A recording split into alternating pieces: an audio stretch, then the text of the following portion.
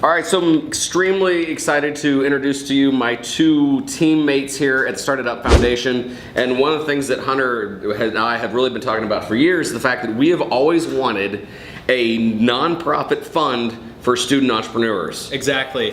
You know, for so long we see so many organizations that will talk a big game about student innovation and entrepreneurship, but aren't actually working to empower them. You know, everyone wants their workforce and their economy to grow down the road, but what are we doing to actually do that? What are we doing to make people ready for the future and create the businesses of the next generation?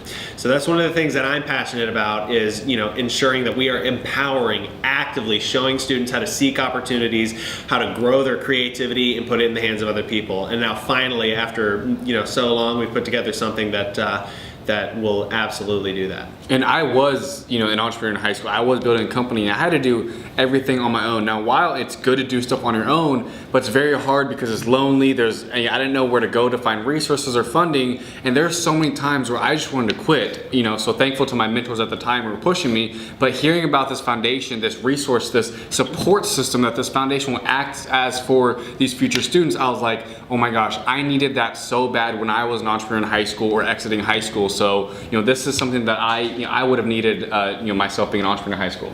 Yeah, I think it's one of the last things we wanted to touch on is that as a teacher who has been now teaching over 20 years, some of those risk takers I've had in the past lacked sometimes the follow through or the support group, because we keep telling our people to be mavericks and to be risk takers, but sometimes the academic crowd would make fun of those risk takers because they could get a C or worse. Meanwhile, we also have a lot of students that want to do academically good, but they don't necessarily have to be risk takers. What we're trying to do with this foundation is to bridge that gap and to provide new opportunities to really a changing economy, and one that we think is going to empower students. And we have a huge debt of gratitude for the IEDC in Indiana to make this serious. There's a lot of pitch competitions out there. There's a lot of get a kid a check and feel good about it with no follow through. Having the foundation of having a cohort and getting these kids to work with one another and really push their idea out to the world is paramount.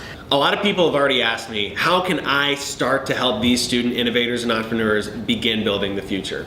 Well, you can do that in one of three ways. Number one, if you want to be extra eyes and ears and want to help mentor some of these students and actually our growing cohort, please let us know. You can either email us or let us know on our Facebook channels. Number two, just sharing these videos is everything. Amplification and what we're trying to do with our group is huge. And number three, we are a tax-deductible charity. If you want to help empower some of the students, the money is not going to us. This money is going to a fund to help student startups. To find out more information or to hear the stories of our entrepreneurs, check out all of our social medias or our website, StartEdUpFoundation.org.